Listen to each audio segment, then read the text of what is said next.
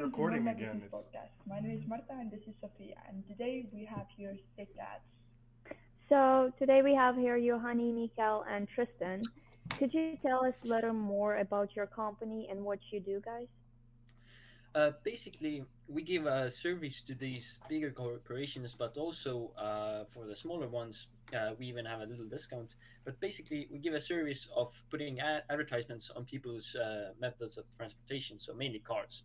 And we would pay the people who are interested in this like passive income source in a sense. Uh, uh, by sticking an advertisement on their car. We're basically the middleman, and we allow this service to work. And what's special about our company is that we actually calculate exactly how many miles and basically how many eyes got eyes saw the advertisement on the car, and then we calculate the price from there for the company and also for the payment to the car owner. Since you mentioned the fact that you're giving the opportunity of a passive income source with no risk to the so-called clients or consumers, could you elaborate on the no risk part? And would you say that the current economic state of the world has boosted your startup success? Mm.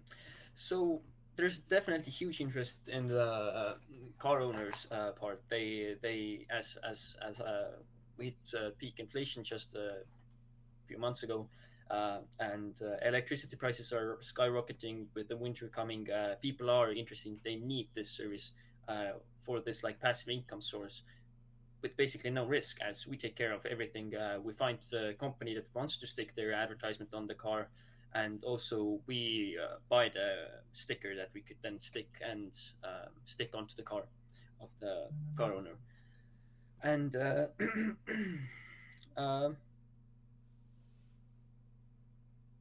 and that's about it. I think that answered your question quite nicely.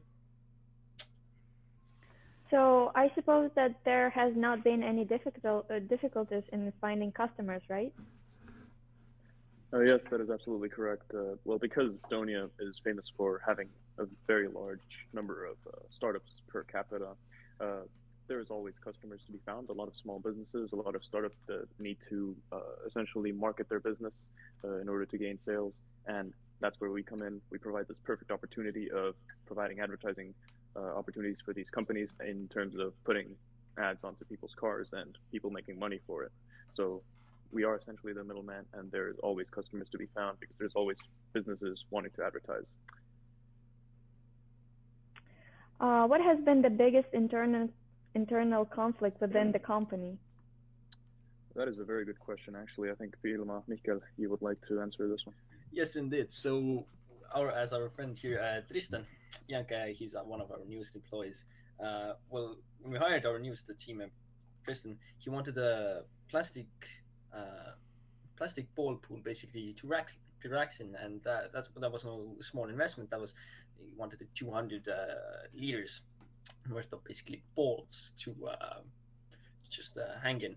And this he did for a reason to relax, and obviously this has helped our productivity, not just Tristan's, but our entire team's productivity quite a lot.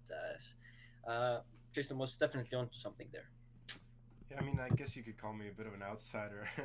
I considered leaving the company originally when I came, but then I realized, to heck with it. I might as well give this sucker a shot, right? And I mean, it isn't rocket science working at this company. So I really started working as the chief marketing officer after that, and I figured that that's right up my alley. So I work with advertising our product further to clients as well. Yeah, and there was another issue that we had right at the beginning. There was a small disagreement about the source of the stickers from where we would get them. So half of the company wanted to import them from Asia, which would make it cheaper and maximize profits. However, we also then realized that maximizing our profits was not our only responsibility, but that we also had to do what was best for the local economy by supporting Estonian and eventually European sticker manufacturers, which also allowed us to ensure that the stickers were produced in an environmentally friendly manner and that we were supporting local economies. So I suggest that you say that this decision to support the local Estonian manufacturers is a way to contribute in the CSR, the corporate social responsibility. Yes, I absolutely believe that this is one of our major social responsibilities to support local communities, and essentially by making sure that our products that we are using for our business are being produced locally, we are also making sure that their jobs remain in the local market and that we are not sending jobs overseas and supporting our local manufacturers. So, how would you describe your work environment? What are the strengths and weaknesses of your workplace? What is against you in this endeavor, and what is helping you? Well, we try to foster an environment of clashing ideas and compromises, so we don't work too hard either because it's kind of a detriment to our productivity. That explains the ball pit. And the most important thing to us, I would say, is good relations with other businesses. So we try to scratch their backs, and they, in return, scratch ours. And the biggest weaknesses in our company, I would say, is our budget. Since we are a startup still, we're working from Piilma's basement, and it's going to be a pretty tough thing to make enough money to move out and become more visible in the world of business. So there are certain environmental activists as well who think that we are worsening the state of the environment by advertising on cars. Except we are not producing new cars, which would be a detriment to the environment, but rather we are advertising on cars that are already in service. And so we're also starting an initiative that actively combats climate change. And I would say that our biggest help in this endeavor is small businesses that use our service. So when we support them, they provide us with their products as well. So we work with, for example, a mom and pop shop cafe that feeds us well on the late nights of work when we're really in a time crunch. So I recently read about your company's innovation on carbon neutral policy. Could you tell us a little more about this and how it's achieved with such a heavy reliance on cars?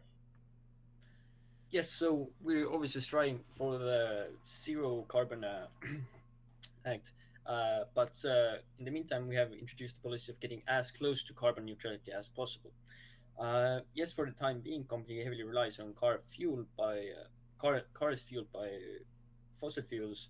But as the world starts shifting away from fossil fuel transportation, more and more cars will get replaced by electric ones, and thus also we will be going over to electric cars, sticking our stickers onto electric cars, meaning that there's no pollution from even from the car owner's side. And already right now, we pay extra for drivers with cars running on renewable energy and plant trees around the world in the areas of of most need to cancel as much of the carbon that is caused by the cars we apply our stickers on. Yes.